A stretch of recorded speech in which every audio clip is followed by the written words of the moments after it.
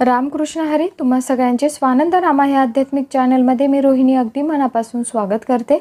आता चंपाषष्ठी निमित्त आपण श्री मल्हारी महात्म्य ऐकत आहोत. तर पहिला अध्याय मी अपलोड केलेला आहे. आता दुसरा अध्याय अपलोड करत आहे. तुम्ही जर ह्या चॅनलवरती नवीन असाल तर चॅनलला सबस्क्राईब करायला विसरू नका. व्हिडिओ आवडला तर नक्की लाईक करा आणि कमेंट करायला सुद्धा विसरू नका. तर मग चला सुरुवात करूया. श्री मल्हारी महात्म्य अध्याय दुसरा. गणेशाला वंदन करूया. श्री गणेशाय नमः. यानंतरे ते सप्तऋषी जाओनी आणि का पर्वतासी कुटुंबे ठेवूनी अग्निहोत्रेसी अमरावतीसी जाते झाले. ते इंद्रनगरी प्रवेशले देवसभा देखते झाले.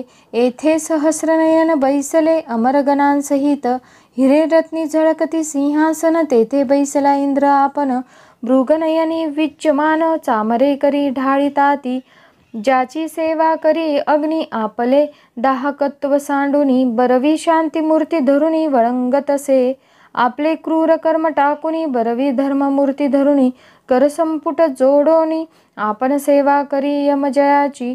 नैऋते राक्षसी वृत्ती टाकुनी वरुण हाती पाश धरुणी आपण सेवा निशिदिनी करीत वज्रधराची.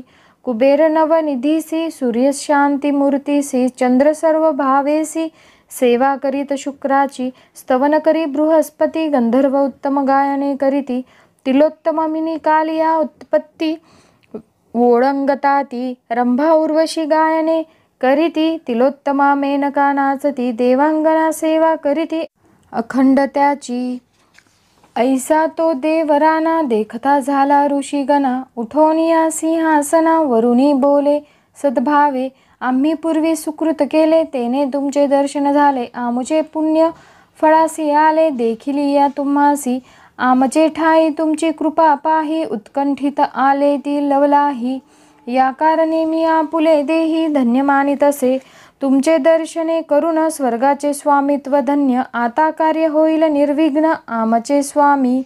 जैसा गजवदन नासी विघ्नांसी तैसे तुमचे दर्शन नासी पातकांसी. श्रमोन आले ती कवने कार्यासी ते सांगिजे स्वामी या.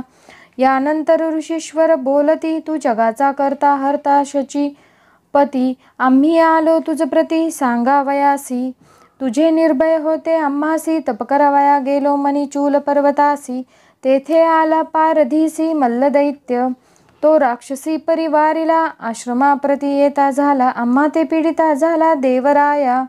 मग आम्ही जीव मात्र धरून कुटुंबे आणि के पर्वती ठेवून तुझा आलो शरण. तू सर्व कष्ट जानसी आमचे. तुम्ही तुके करणे दोघे मल्लवध करणे. आम्हासी आश्रमी स्थापने निर्भय करून या. यावरी इंद्र बोले दैत्य ब्रह्मयासी आराधिले. एके अंगुष्टी तप केले धूम्रपानासहित. त्याची या वधा कारणे माझे नचले जी करणे. ईश्वरा वाचुनी जिंकणे न घडे दैत्यांसी. ते तपोबळे उन्मत स्वेच्छा भूमंडळी विचरत. त्यासी कोणी जिंको न शकत महादृष्टांसी. आता तुम्ही वैकुंठासी जाईजे महाविष्णू पुढे वृत्तांत सांगिजे. तो तुमचे क्लेश हरिल बरविये वोजे ऋषीश्वर हो. तो तुमचे कष्ट देखील ब्राह्मणांचा सहाकारी होईल. मणिमल्लांते वदिल क्षणमात्रे. मी त्याचा आज्ञाधारक तो सृष्टीचा प्रतिपाळक. रुद्ररूपे संहारक समर्थ असे. ऐसे सूरपतीचे वचन ऐकोनी ऋषी बोलती तया लागोनी. वेदशास्त्री पुराणी जाणत असो तयासी. इतिहास आगमे करून जाणतो विष्णूंचे महिमान. काय कराल तुम्ही कथन देवराया.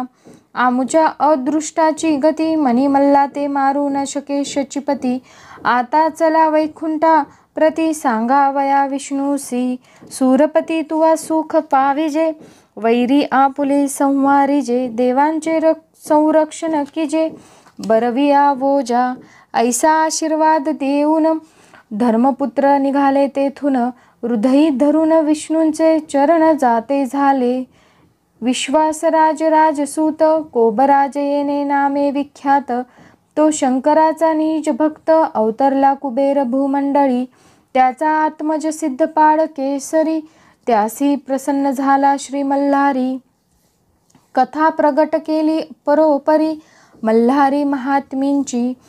इति श्री ब्रह्मांड पुराणे क्षेत्रखंडे श्री मल्हारी महात्मे शक्राभिगमनो नाम द्वितीयोध्यायः. येथेच दुसरा अध्याय समाप्त होतो. पुढील व्हिडिओमध्ये आपण तिसरा अध्याय ऐकणार आहोत. तोपर्यंत